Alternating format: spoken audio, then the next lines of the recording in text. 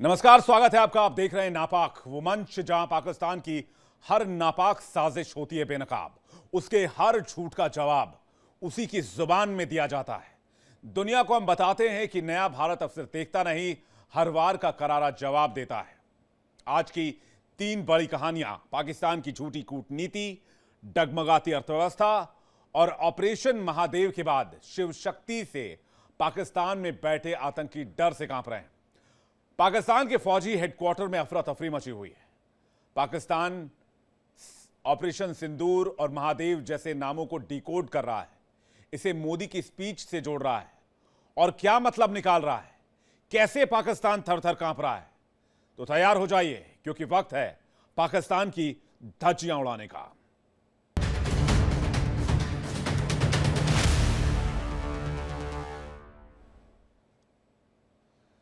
पाकिस्तान से भारत में घुसपैठ करने वाले आतंकियों की खैर नहीं है। पहले ऑपरेशन महादेव और अब ऑपरेशन शिव शक्ति। आतंकवाद के खिलाफ सुरक्षा एजेंसियों का ऑपरेशन लगातार जारी है। ऑपरेशन महादेव के बाद अब सुरक्षा बलों ने पुंछ में ऑपरेशन शिव शक्ति में 2 और आतंकियों को ढेर कर दिया। इससे पहले ऑपरेशन महादेव में पहलगाम हमले में शामिल 3 आतंकियों को मौत के घाट उतारा गया। आतंकियों पर डबल स्ट्राइक से पूरे पाकिस्तान में खलबली मची हुई है।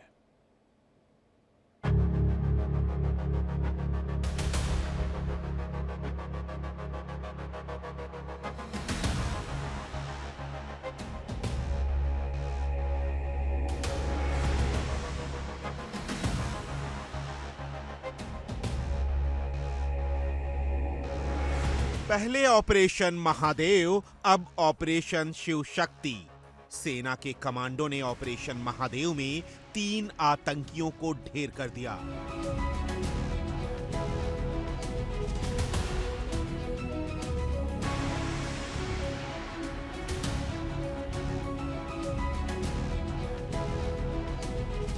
महादेव पॉइंट पर मारे गए तीनों आतंकियों का कनेक्शन पाकिस्तान से है।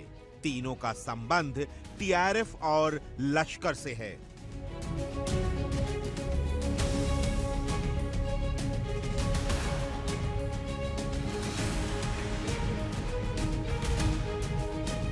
कश्मीर में चल रहे ऑपरेशन महादेव पर नापाक पाकिस्तान की नजर है, क्योंकि उन्हें डर लग रहा है कि कहीं ऑपरेशन महादेव उनके लिए ऑपरेशन सिंदूर 2.0 न बन जाए।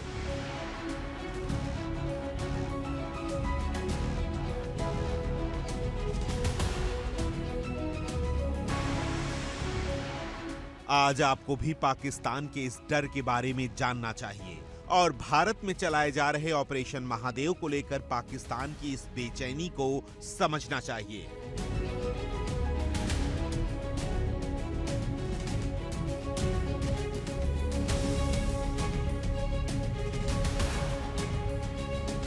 भारत में संसद के अंदर ऑपरेशन सिंदूर पर चर्चा चल रही है और कश्मीर में आतंकियों के खिलाफ सेना ने ऑपरेशन महादेव लॉन्च कर दिया है। भारत में हो रही इन दोनों घटनाओं की खबरें इस वक्त पाकिस्तान में वायरल हो रही हैं। भारत की संसद में बताया जा रहा है कि किस तरह से ऑपरेशन सिंदूर में पाकिस्तान की सेना की कमर तोड़ी गई। ये सुनकर पाकिस्तानी टेंशन में हैं। क्या ऑपरेशन महादेव भी धीरे धीरे कश्मीर से पीओके तक पहुंच जाएगा?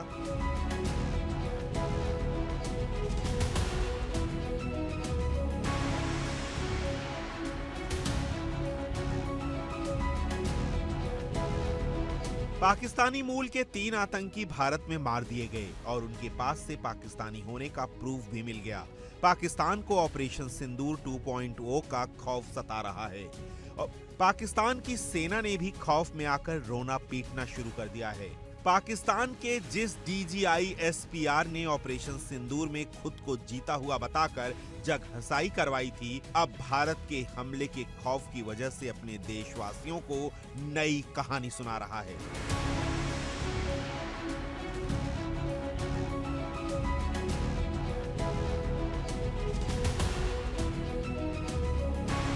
पाकिस्तान को डर है कि भारत सबूत के साथ आतंकियों को पकड़ने के बाद फिर हमला कर सकता है।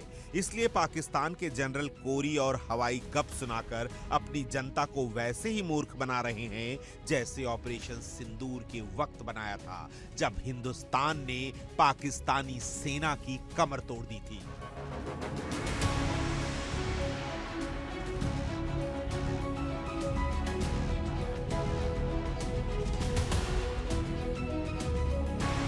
पहलगाम टेरर अटैक के बाद भारत ने जिस तरह से पाकिस्तान और वहां मौजूद आतंकियों का फन कुचला है, उसका असर दशकों तक याद रहने वाला है।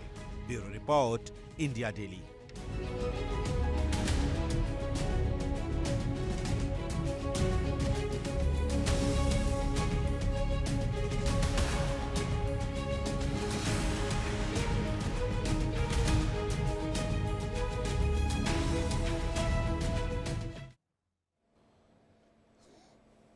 पाकिस्तान जिसकी चाल 1947 के बाद से ही भारत बेनकाब करता रहा, पाकिस्तान जिसकी आतंकी गतिविधियों को भारत एक्सपोज करता रहा, पाकिस्तान वो मुल्क जिसने सिर्फ और सिर्फ आतंकवाद को ही अपना धंधा बनाया, पाकिस्तान वो देश जिसने पूरी दुनिया में एक बैड स्टेट के तौर पर अपनी पहचान बनाई, पाकिस्तान वो देश जहां ओसामा बिन लादेन मारा गया।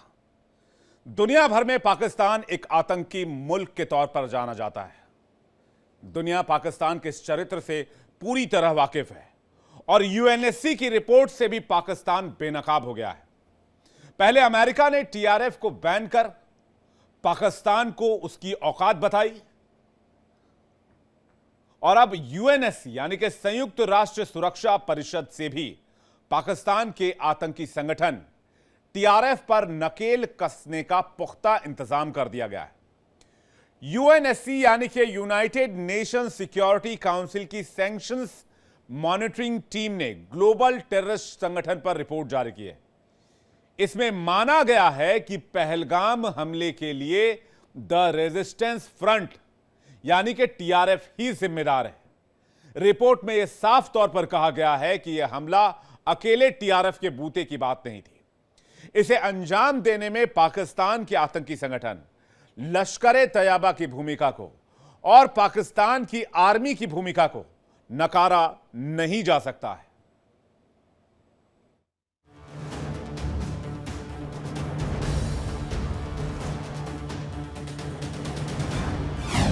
पहलगाम आतंकी हमले के लिए टीआरएफ जिम्मेदार।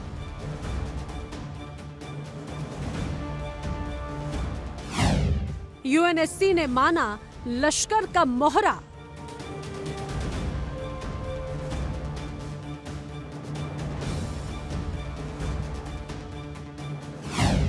यूएस चीन का किनारा, पाकिस्तान बेसहारा।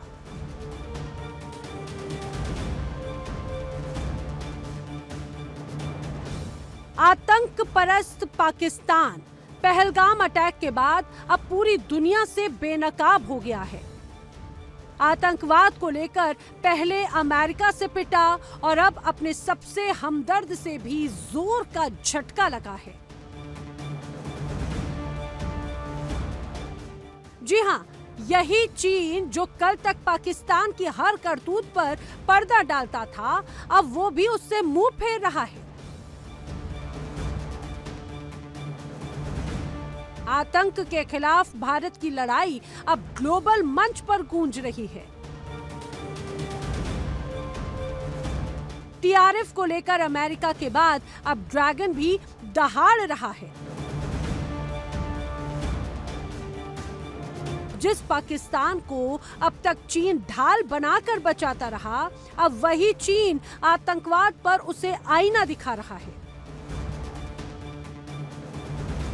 पाकिस्तान की आवाम भी चीन को मौका परस्त मान रही है, लेकिन ये बात शाहबाज सरकार को समझ नहीं आती। लेकिन ये रिपोर्ट उसकी पोल खोल रही है। अब उसकी एक और इंटरनेशनल बेइज्जती होने वाली है। अमेरिका ने टीआरएफ को बैन करके पाकिस्तान को उसकी औकात दिखा ही दी। अब यूएनएससी यानी संयुक्त राष्ट्र सुरक्षा परिषद से भी टीआरएफ पर शिकंजा कसने की तैयारी हो रही है।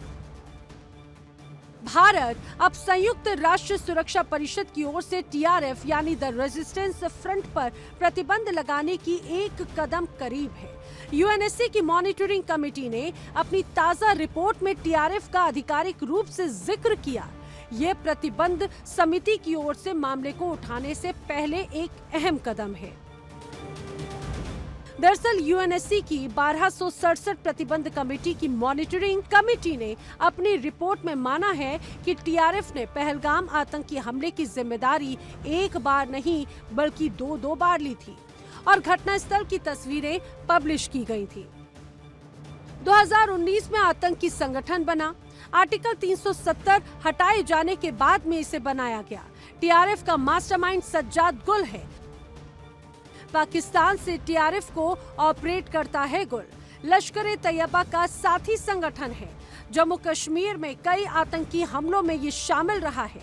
2022 में घाटी में टीआरएफ के 108 आतंकी मारे गए हैं।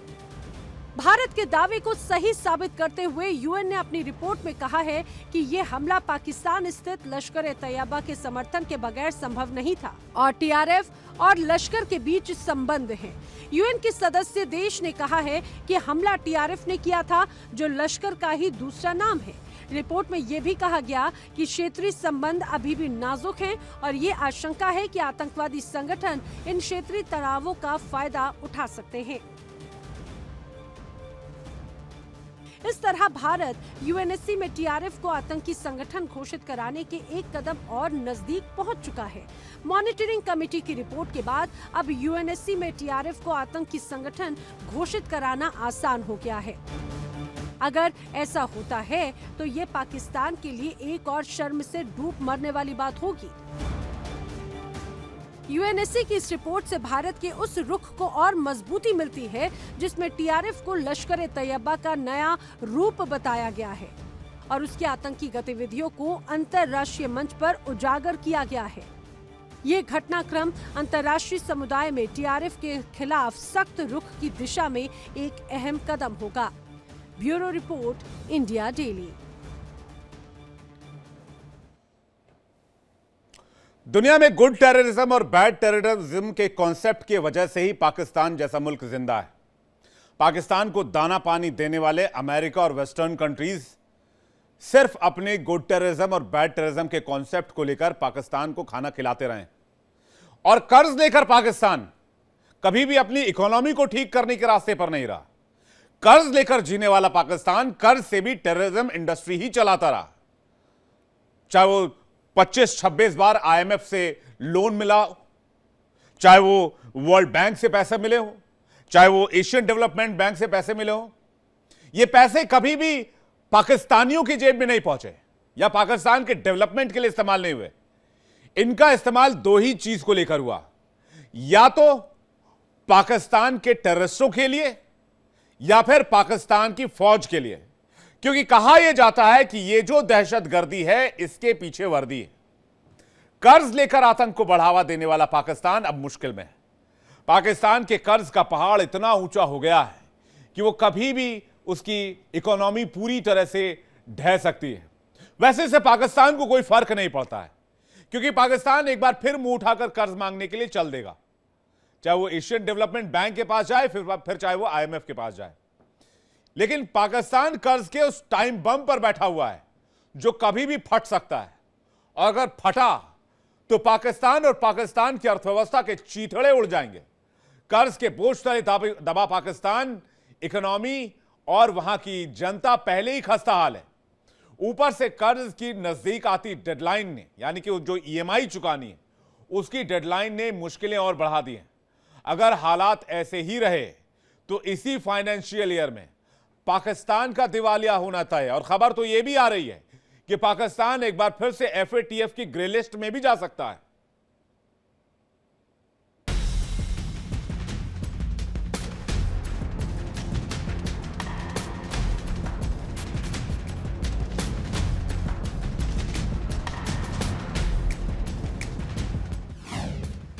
डिफॉल्टर साबित होगा पाकिस्तान।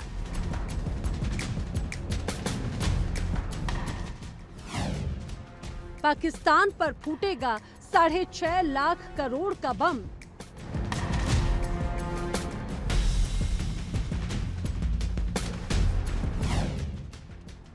आर्थिक संकट में पाकिस्तान, चीन खींच लेगा हाथ।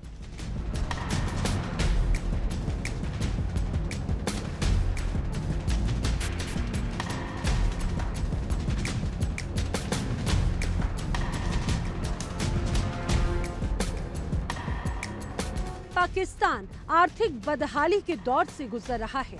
महंगाई बढ़ती जा रही है, रोजमर्रा के सामानों की कीमतें आसमान छू रही हैं।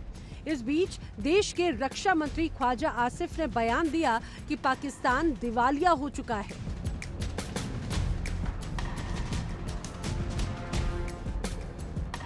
बीते कुछ सालों में सोशल मीडिया पर पाकिस्तान की बदहाली की तमाम तस्वीरें वायरल हुई और आर्थिक तंगी के बीच लोग आटा दाल से लेकर गैस पानी तक के लिए जान की बाजी लगाते हुए नजर आए।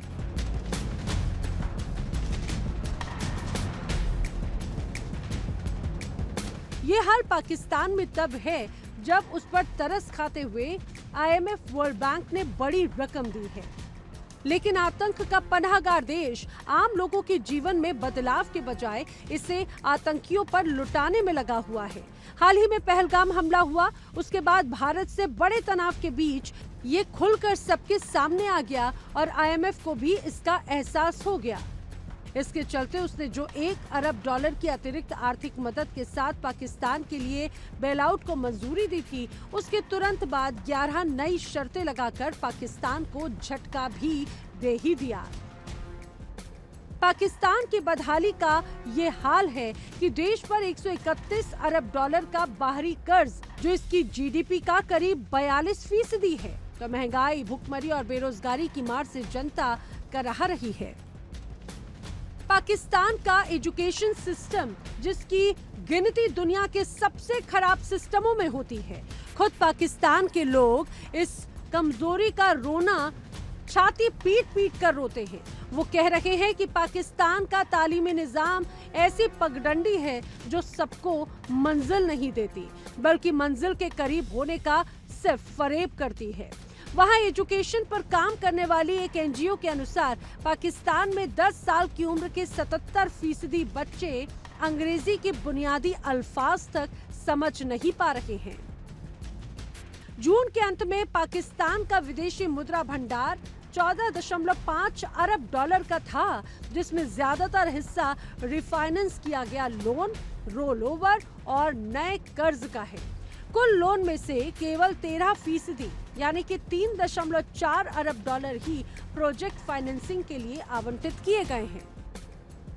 पाकिस्तान के सेंट्रल बैंक में सऊदी अरब ने करीब $5 अरब का कैश जमा कर रखा है। इस पर ब्याज की दर 4% है। पाकिस्तान इस कर्ज को वापस नहीं कर पाता, इसीलिए साल दर साल इसे रोल ओवर किया जाता है। इसी तरह IMF का लोन $12.7 अरब पहुंच चुका है। पाकिस्तान पर उसकी सदाबहार दोस्त चीन का $4 अरब कर्ज है।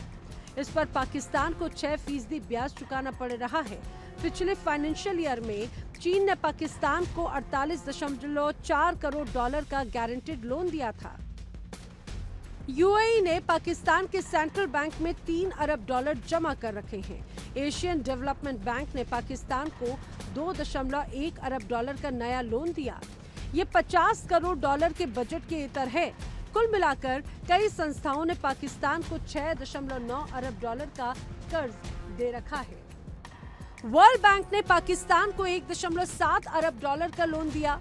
इस्लामिक डेवलपमेंट बैंक ने पाकिस्तान को $716 मिलियन का फंड दिया, जबकि सऊदी अरब ने ऑयल फाइनेंसिंग अरेंजमेंट के तहत $200 मिलियन का फंड दिया है, लेकिन वो इस रकम पर 6% ब्याज वसूल कर रहा है। डिफॉल्टर साबित होगा पाकिस्तान। गंभीर आर्थिक संकट में डूबा पाकिस्तान। 2025-26 में उसे चुकाना होगा 6.5 लाख करोड़ का कर्ज।